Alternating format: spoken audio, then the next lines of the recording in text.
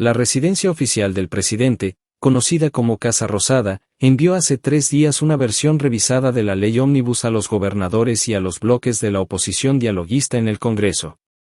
Después de un análisis minucioso del texto, representantes del PRO y de la UCR se reunieron con el ministro de Interior, Guillermo Francos, para plantear dudas y algunas sugerencias. El próximo lunes, le tocará el turno a Miguel Ángel Pichetto, Emilio Monzó y otros miembros de Hacemos Coalición Federal. Tanto desde la UCR como desde los bloques Hacemos Coalición Federal e Innovación Federal vieron con buenos ojos que la nueva versión parta de la base del último texto que se analizó en el recinto. No es la locura de antes, sintetizaron desde la bancada radical. Es positivo que se recoge el trabajo ya hecho, coincidió otro de los hombres que participó de las primeras negociaciones. Sin embargo, el nuevo borrador, que tiene 269 artículos en lugar de los 664 originales, va más allá y tiene modificaciones bastante profundas sobre los artículos que terminaron haciendo caer el proyecto hace poco más de un mes. Por ejemplo, el presidente Javier Milei decidió hacer una reducción drástica de la cantidad de emergencias que busca declarar, solo serán en materia administrativa, económica, financiera y energética, originalmente eran una docena. Por lo que la negociación en torno a las facultades delegadas será mucho más acotada. Sobre este punto, llamó la atención que la emergencia en seguridad no fue incluida, especialmente dada la escalada de violencia en Rosario. En la oposición entienden que el gobierno concentrará sus esfuerzos en sancionar un proyecto, antimafia, inspirada en la ley de los Estados Unidos conocida como RICO, por su nombre en inglés, Requitir Influenced and Corrupt Organizations, y en la normativa de Italia. El oficialismo ya adelantó que también impulsará una reforma en la Ley de Seguridad Interior para permitir la intervención de las Fuerzas Armadas en la lucha contra el narcotráfico.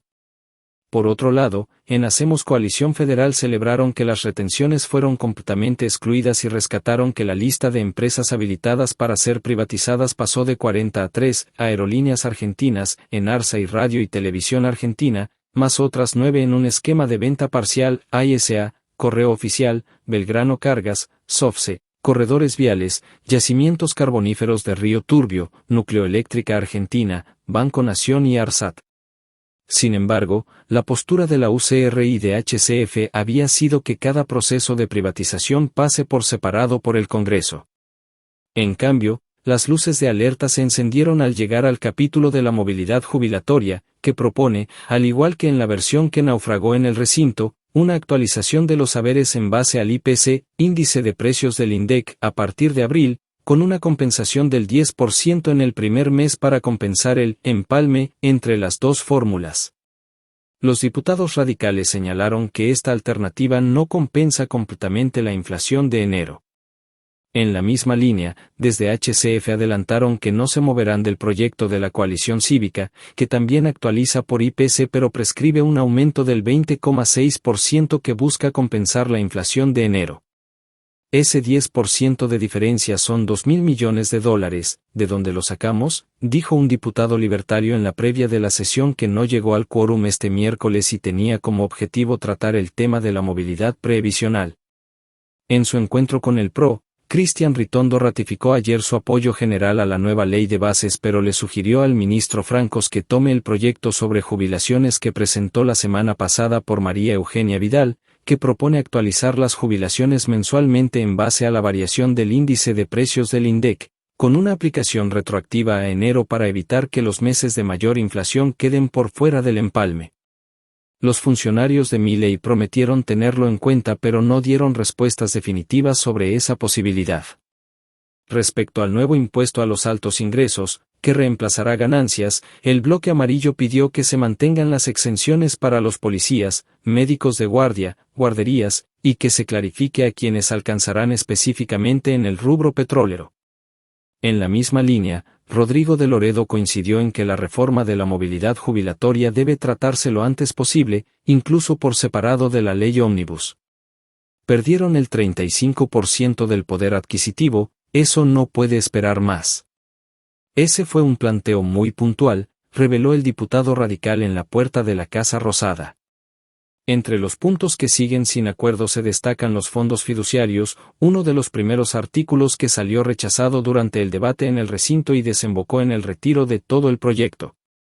Facúltase al Poder Ejecutivo Nacional a modificar, transformar, unificar, disolver, liquidar o cancelar los fondos fiduciarios públicos, en los casos en los que no fuera posible hacerlo conforme los procedimientos establecidos en sus normas de creación, instrumentos constitutivos u otra disposición aplicable, y revertir o redireccionar, según corresponda, sus recursos o futuros ingresos al Tesoro Nacional, dice el artículo 5 del nuevo borrador.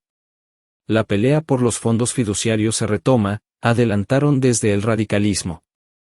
Hubo otro tema que llamó la atención de los legisladores de Innovación Federal y del radicalismo.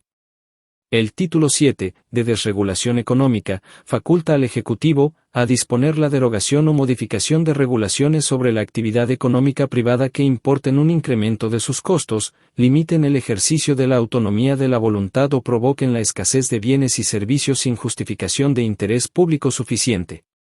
Este nuevo artículo, que no estaba en la versión original, es demasiado amplio, para un diputado patagónico que especuló que el gobierno podría estar intentando compensar por esta vía una derogación del DNU. Es muy amplia e indeterminada, coincidieron los radicales. Finalmente, los equipos técnicos de los bloques dialoguistas todavía trabajan en los cálculos para determinar el impacto del nuevo impuesto a los altos ingresos que reemplazaría al impuesto a las ganancias.